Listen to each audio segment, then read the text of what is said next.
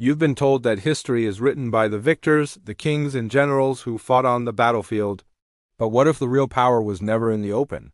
What if the world you live in was shaped not by armies, but by a handful of bankers operating in the shadows? Today, we'll peel back the layers of a story you were never taught in school: how one family, the Rothschilds, allegedly built a financial empire so vast it aimed to control the world. But before we start, if you enjoy videos that uncover the hidden forces shaping our economies and our lives, make sure you subscribe because we have a lot more secrets to expose together. And tell me in the comments, what's the most powerful institution in your country? I'm curious to see what you all think truly runs the world. Let's start with a question.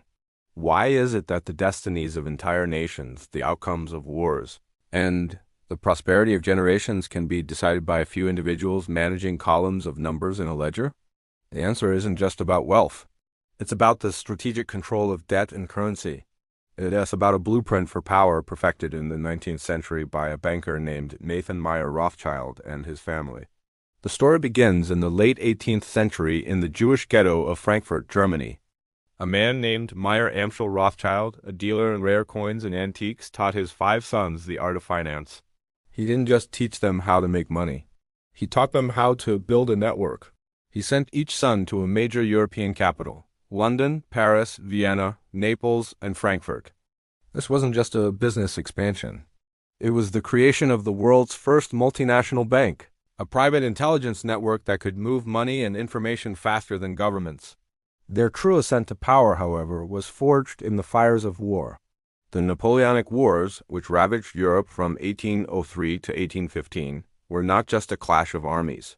They were a colossal financial undertaking. Wars need money, and the Rothschilds were uniquely positioned to provide it.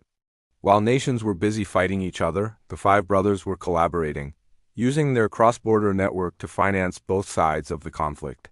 They funded the British war effort against Napoleon, smuggling gold across Europe to supply the Duke of Wellington's army, a feat that no government could achieve on its own. But their most legendary move came at the end of the war, at the Battle of Waterloo in 1815. The legend goes that Nathan Meyer Rothschild, stationed in London, knew the outcome of the battle before the British government itself. Using his family's private courier system, he received word that Napoleon had been defeated. He then went to the London Stock Exchange and began selling his British government bonds, a move that signaled to everyone else that Britain had lost. Panic ensued. Investors, believing Rothschild had inside information of a British defeat, dumped their bonds in a frenzy, causing their value to plummet. Just as the market hit rock bottom, Nathan as agents secretly began buying up every bond they could get their hands on for pennies on the pound.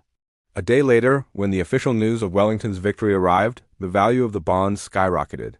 In a single day, the Rothschilds multiplied their fortune, securing a dominant stake in the British economy and, by extension, a powerful influence over the Bank of England. This event, whether entirely factual or embellished over time, symbolizes the Rothschild method, using superior information and coordinated action to manipulate markets and consolidate power. From that point on, their influence was undeniable.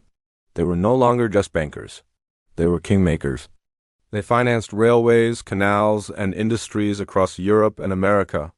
They loaned money to kings, tsars, and governments, and when a nation needed to go to war or rebuild from one, they'd often turn to the Rothschilds.